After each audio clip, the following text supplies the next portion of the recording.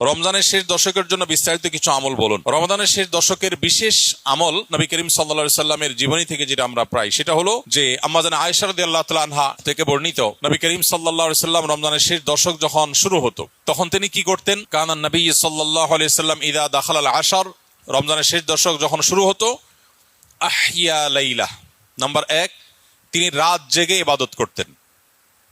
অনেক মুহাদ্দিসগণ, অনেক হাদিস বিশারদগণ বলেছেন এর অর্থ হলো রাতে তিনি ঘুমোতেন না শেষ দশক।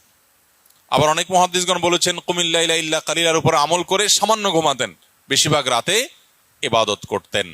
তাহলে 1 নম্বর আমল হলো শেষ দশকের প্রতিটা রাত জেগে ইবাদত করা। নাম্বার 2, ওয়াইকাযা আহলাহ, নফল আমলের জন্য অন্য কোনো সময় পরিবারকে ডেকে তুলতেন না, কিন্তু রমজানের শেষ দশক পরিবারকে ঘুম থেকে ডেকে তুলতেন ইবাদতের জন্য। তার মানে পরিবারকে ইবাদতের জন্য উদ্বুদ্ধ করতে হবে। 3 নম্বর, ওয়াসাদ্দামি ইজারাহ, তিনি ইবাদতের জন্য কোমর বেঁধে নিতেন। কোমর বেঁধে নেওয়ার একটা অর্থ করেছেন অনেক হাদিস বিশারদ, স্ত্রী সহবাস থেকে দূরে থাকতেন। আরবরা এরকম কোমর বেঁধে নেওয়া বলতে এরকম ইঙ্গিত করে থাকে।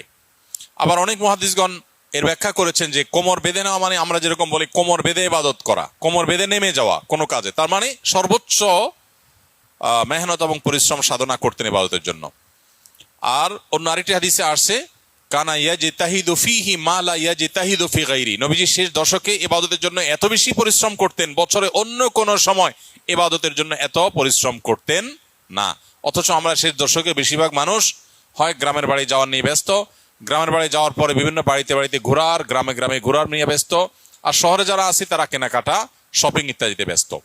তো এটা হলো আমাদের শেষ দশকের অভ্যাস, যেটা হাদিসের একেবারেই বিপরীত। শেষ দশক হওয়া উচিত প্রথম দশক, দ্বিতীয় দশকের চাইতে বেশি ইবাদতে বেশি মনোযোগী হওয়া উচিত আমাদের শেষ দশকে। আল্লাহ আমাদেরকে তৌফিক দান করুন।